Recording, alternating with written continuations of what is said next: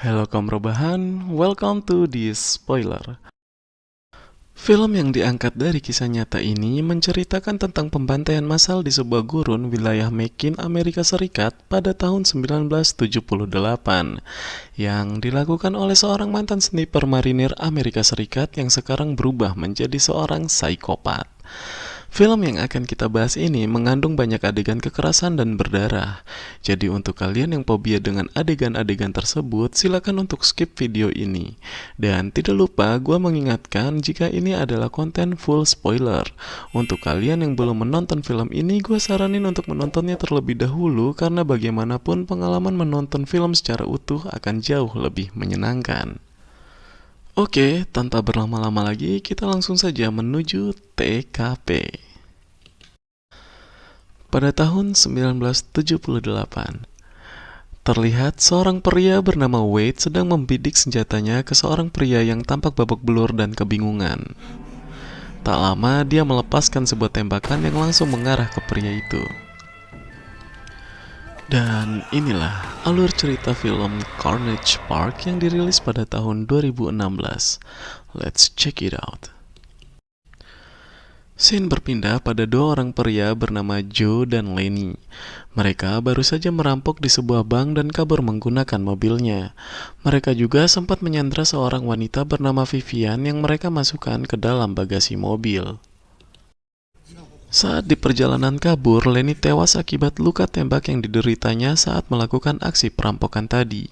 Melihat hal itu, Joe yang mengendarai mobil langsung membanting setir keluar dari jalan raya dan belok ke jalan setapak yang mengarah ke gurun untuk mengecoh polisi.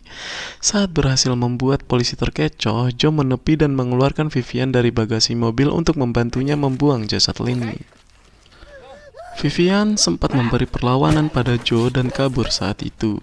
Namun karena diancam Joe menggunakan senpi, akhirnya Vivian menuruti kemauan perampok tersebut. Setelah jasad Lenny dibuang, Vivian dipaksa untuk kembali masuk ke dalam mobil oleh Joe dan mereka pun melanjutkan pelariannya. Saat di dalam mobil, Vivian tidak sengaja melihat pisau lipat dan secara diam-diam mengambil pisau tersebut. Vivian berhasil mendapatkan pisau tersebut. Tak lama, ban mobil pecah yang membuat mobil itu sedikit oleng. Namun Joe berhasil mengendalikan mobil itu dan berhenti. Melihat sebilah pisau di tangan Vivian, Joe langsung merebut pisau tersebut dan memborgol tangan Vivian di setir mobil. Joe keluar dari mobil untuk memastikan kondisi ban mobil itu. Di sana dia menemukan peluru di dalam ban mobilnya. Geram melihat hal itu, Joe mengancam si penembak dengan menodongkan pistolnya ke berbagai arah sambil berteriak.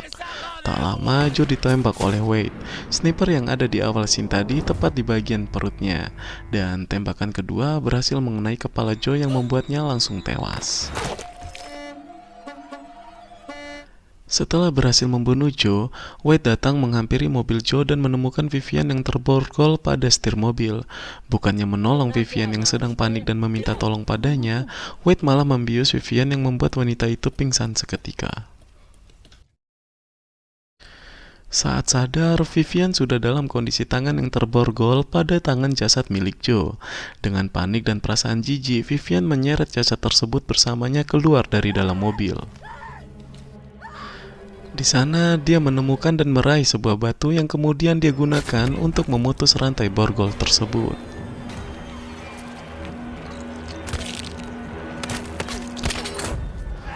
Vivian yang berhasil melepaskan diri itu kabur untuk mencari pertolongan. Saat dia mengeksplor gurun tersebut, dia menemukan sebuah pemutar rekaman dan memutar rekaman yang ada di sana.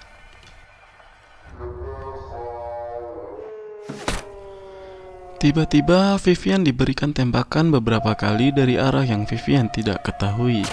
Beruntung, semua tembakan itu meleset. Vivian yang panik akhirnya memutuskan untuk kabur dan bersembunyi menghindari tembakan tersebut.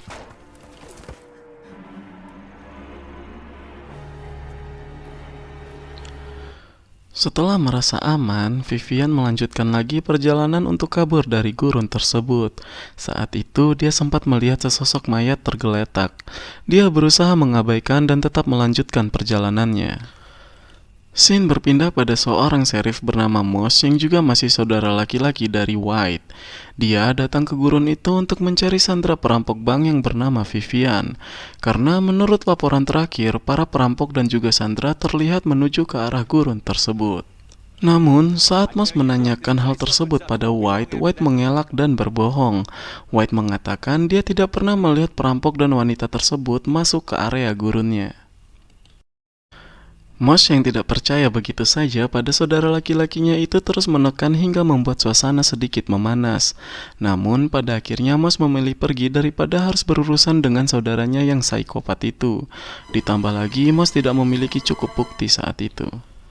Di tengah jalan kembalinya, Sheriff Moss tidak sengaja menemukan mayat Lenny yang dibuang oleh Joe tadi.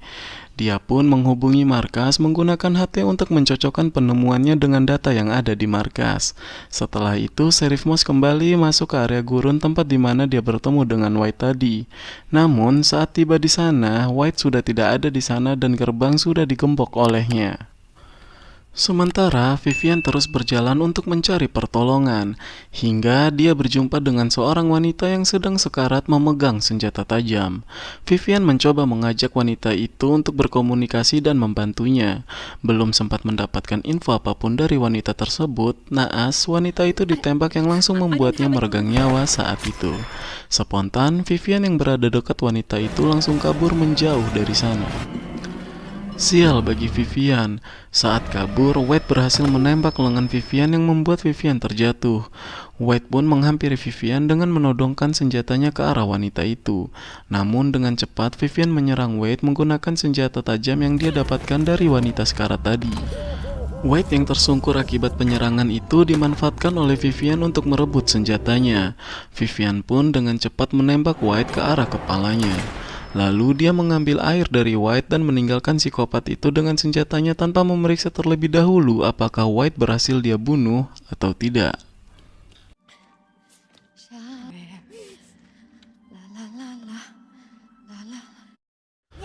Karena mendengar suara tembakan berkali-kali, Sheriff Moss pun memaksa masuk gerbang dengan cara menembak gembok yang mengunci gerbang tersebut.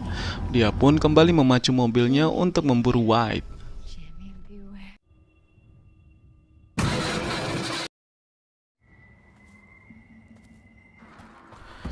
Singkat cerita, saat Vivian sedang mencari bantuan, dia mendengar suara seorang pria yang menjerit kesakitan dan meminta tolong. Ternyata kaki pria itu terjebak di perangkap kaki serigala. Dengan sigap, Vivian membantu pria yang bernama Travis itu. Setelah berhasil melepaskan perangkap tersebut, Travis mengatakan bahwa Travis dan temannya sedang dalam perjalanan dari Colorado. Dia bersama 5 orang temannya tersesat dan secara tidak sengaja masuk ke area gurun tersebut. Dan sialnya lagi, mereka kehabisan bahan bakar. Saat itu juga seseorang datang dengan modus menderek mobil mereka. Namun bukannya ditolong, mereka malah dibuat pingsan oleh psikopat yang menggunakan topeng gas yang tidak lain adalah Wade. Dan saat tersadar, Travis dan temannya sudah di tempat ini dan diburu oleh psikopat itu yang membuat mereka terpencar dan membuat Travis terjebak pada perangkap tersebut. Hingga saat ini dia tidak mengetahui nasib kelima temannya. Dan sepertinya wanita yang ditemui oleh Vivian tadi adalah salah seorang dari rombongan Travis. Mendengar hal itu, Vivian mencoba menenangkan pria itu dan meyakinkan bahwa dia telah berhasil membunuh psikopat tersebut. Vivian pun bergegas meninggalkan Travis untuk mencari bantuan dan berjanji akan kembali padanya. Dia juga meninggalkan air yang dia dapatkan dari Wade pada pria itu. Saat Vivian sedang mencari bantuan, dia menemukan gubuk kecil. Dengan hati-hati dan perlahan, Vivian masuk ke dalam gubuk tersebut. Saat berada di dalam gubuk, Vivian dibuat kaget karena banyaknya telinga manusia yang dipajang di dalam dinding gubuk. Setelah itu, dia dikejutkan lagi oleh suara dari radio yang merupakan suara dari White yang ternyata masih hidup dan sedang mengeksekusi Travis. Saat itu juga, White mengancam Vivian untuk membalas perlakuan kasar Vivian pada dirinya. Vivian yang ketakutan karena ancaman itu mendapatkan gunting yang dia jadikan alat pelindung dirinya. Tak lama, Sheriff Moss tiba di gubuk tersebut. Sheriff Moss yang merasa curiga ada yang aneh dari dalam gubuk itu perlahan masuk ke sana. Namun naas, karena terlalu takut dan panik, Vivian menusuk leher Sheriff itu hingga Sheriff itu tewas.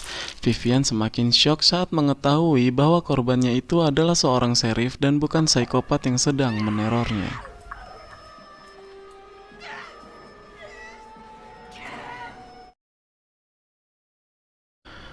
Hingga malam tiba, Vivian yang masih syok itu tiba-tiba dikejutkan oleh kedatangan Wade.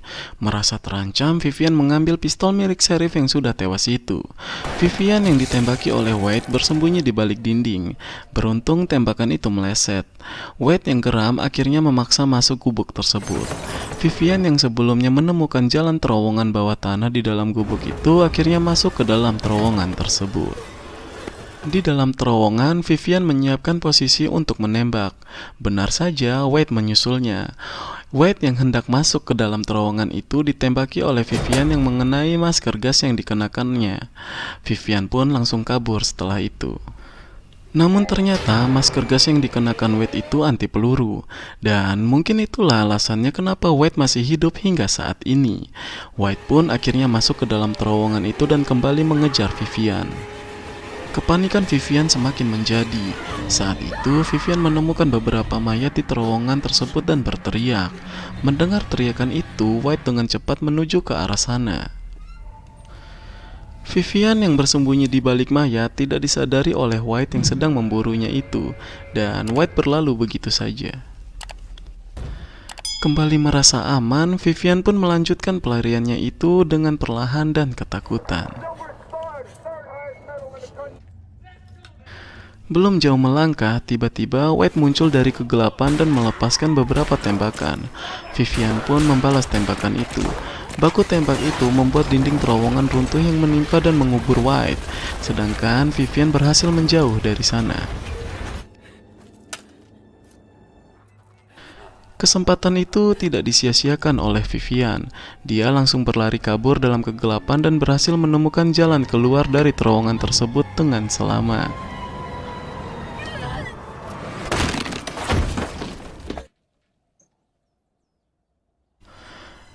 Pada scene akhir film ditutup dengan catatan bahwa Vivian mengajak pihak polisi ke tempat yang mengerikan itu yang kemudian lebih dikenal dengan sebutan Carnage Park, dan mayat tersangka pembunuhan bernama White tidak pernah ditemukan.